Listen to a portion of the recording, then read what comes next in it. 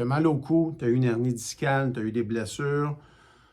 Ce qui était lésé, les tissus qui étaient lésés ont récupéré. Ça fait quelques mois que tu as eu ta blessure, tu as eu ton hernie discale déclarée.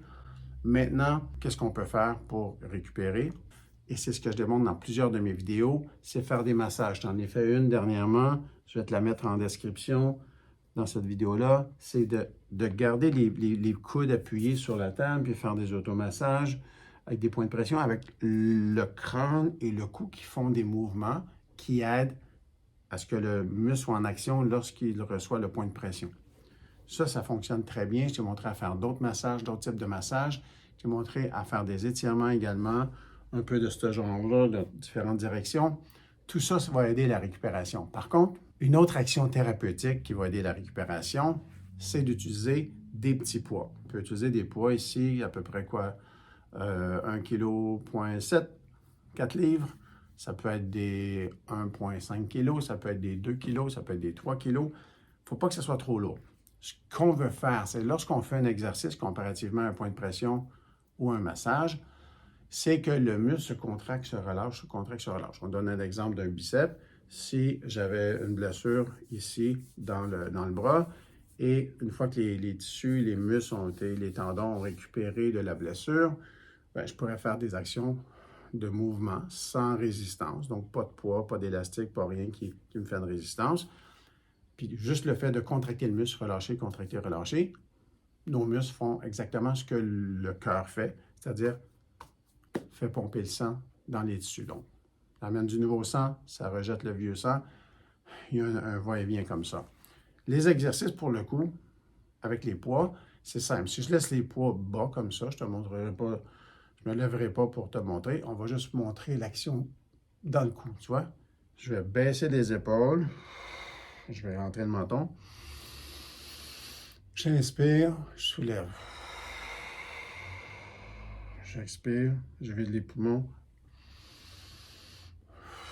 Donc, quand je baisse les épaules, j'expire, puis j'écrase un peu la cage thoracique en même temps. Ça me fait faire un peu le dos rond. Puis quand je contracte, je soulève le menton, je coince toute la nuque. Je contracte complètement la nuque derrière et je relâche. Je fais ça à répétition. Je ne veux pas en faire 150 répétitions. C'est des poids légers, c'est juste pour aider un peu lorsque je pèse les épaules. Je pourrais même le faire sans poids si j'en ai pas. Pas d'excuse, tu n'as pas besoin de même des poids. Tu pourrais juste avoir les mains vides comme ça, puis baisser les épaules, étirer ta nuque, étirer un peu les trapèzes en faisant ça, mais pas les étirer avec force, mais juste par le fait qu'ils sont relâchés complètement. Donc, on lève, on baisse, on lève, on inspire, on baisse, on expire. Après ça, ce qu'on peut faire, c'est on peut faire des mouvements de côté. On va lentement, on respire en faisant ça. Lorsqu'on baisse, on peut même soulever. Je le fais souvent maintenant avec des poids plus lourds. Puis, parfois, je vais lever comme ça, puis je vais vouloir contracter les trapèzes. Les trapèzes viennent s'attacher sur le dessus de l'épaule ici, sur le côté, ils viennent s'attacher dans la nuque. Et le fait de faire des flexions latérales avec le menton légèrement monté, puis ensuite, on inverse la position de la tête. Donc, on va faire la même chose. Ouais, là, tranquillement, je relâche mes épaules, je les baisse. Donc, on va faire des montées des épaules, des baisses, des montées des épaules, des baisses, des flexions latérales, des flexions latérales. Je pourrais également faire en gardant les épaules neutres, donc vers le bas, mais pas forcer trop vers le bas. Puis là, je vais faire des rotations complètes, lentes. L'idée, c'est de la qualité du mouvement et non la précipitation, parce que la précipitation, la puissance et la performance, les 3 P que j'appelle souvent dans les blessures, ça va inciter à faire des mouvements de façon non correcte. Donc, quand on se précipite, on veut faire vite les choses, ou avec trop de poids, ou avec trop d'efforts, on va crisper pour rien. Alors que là, le visage est neutre, tu vois, mon visage est neutre, les épaules sont juste tombées vers le bas, avec les poids qui les tirent un peu vers le bas, mais je ne force pas en plus vers le bas. Juste les laisser neutres. Puis là, je fais des signes de négation. Et je peux faire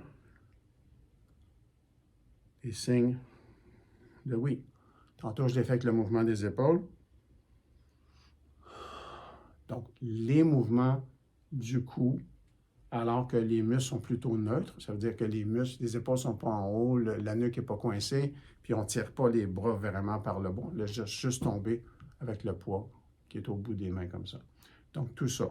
L'autre chose qu'on peut faire, c'est partir du côté gauche. Donc, là, je regarde complètement du côté gauche. Je laisse mes bras au neutre. Là, j'ai enlevé les poids. Avec ou sans poids, on veut juste pas forcer vers le bas. Là, ce qu'on va faire, c'est que je vais signer mon nom. Mon nom, c'est Jean-Pierre. Mon prénom, c'est Jean-Pierre. C'est comme si j'avais un crayon sur le bout du menton ici, qui pointe vers l'avant. Puis là, je vais faire, en lettres attachées, une signature de Jean-Pierre. Le J, je fais le E, je fais le A, le N, le trait d'union. Ensuite, je fais le gros P, I, E, R, R, E. Je vais le plus loin possible. Si mon prénom est attaché et trop long, je peux prendre mon nom de famille. Je peux prendre juste une partie de mon nom. Si je m'appelle François, je peux juste faire juste François à partir d'un côté. Ces micro-mouvements-là, combinés de flexion, rotation, etc., on utilise les différents mouvements des muscles. Donc, beaucoup de muscles qui vont travailler ensemble, puis ils vont réapprendre à travailler en partenariat. C'est ça le bienfait. Souvent, pour les gens qui ont des torticolis, même, je leur demande de s'allonger. Il y a ma table de massage devant moi. Je demande de s'allonger sur le dos, les bras au neutre, les jambes bien allongées, et de faire le même mouvement de signature avec visualiser le crayon qui est sur le menton puis qui pointe vers l'avant. Puis on va signer notre nom de gauche, aller du plus loin à gauche vers le plus loin à droite. Ou on peut écrire un mot, locomotive, ou peu importe les mots que vous choisissez. Un mot qui est assez long qui va me permettre de partir d'un côté, aller juste de l'autre côté. Ça a l'air anodin, mais les muscles, c'est comme ça. Les muscles du cou, il y a plein de muscles qui s'entrecroisent, qui me permettent tous les mouvements du cou. Et ces mouvements-là combinés, les muscles qui font ces mouvements-là, il faut qu'ils apprennent à travailler en collaboration, en synergie. Puis à force de faire des mouvements de signature comme ça défait des tensions. Oui, j'aurai besoin des massages, des points de pression, j'aurai besoin de certains étirements, de ces exercices-là. Je te montre un dernier exercice. J'inspire, je lève les bras. J'inspire, j'expire en baissant. Tu vois, mon cou est neutre, mon visage est neutre. Pas de crispation dans le visage. Je ne surélève pas les épaules. J'essaie de même garder les épaules plutôt neutres, toujours au même niveau, tu vois. Mes épaules ne font pas ça pour lever avec la nuque qui se coince, non. J'essaie de laisser neutre. Comme ça, j'apprends à la musculature qui pourrait m'aider à faire certains mouvements de levée latérale. Premièrement, je les garde en santé. Deuxièmement, j'apprends cette musculature-là d'être suffisamment forte pour pas que... Souvent, quand on force pour qu'on ait mal au cou, c'est que les muscles qui soulèvent nos épaules sont accrochés où? Dans notre cou et à notre crâne. Et si je force pour un truc, mais parce que mes bras sont pas assez forts, je vais faire la compensation avec mes épaules qui vont surélever, bien, c'est là que je vais avoir mal au cou. Donc, si ça m'arrive de faire ça, si ça m'arrive d'avoir mal au cou après avoir forcé après des objets, c'est possiblement parce que les muscles sont pas assez forts. Donc, n'importe quel type d'entraînement avec des poids pas trop lourds. Je fais avec des gens qui commencent à faire ces exercices-là, je les fais faire même sans les poids, tu vois. Juste lever les bras bien de façon latérale jusqu'en haut en essayant de fléchir le moins possible les coudes lorsqu'on rejoint les deux mains sur le dessus. Je vais faire des mouvements de ce type-là. Je vais te montrer ces mouvements-là dans une autre vidéo. Je vais essayer de garder des vidéos courtes.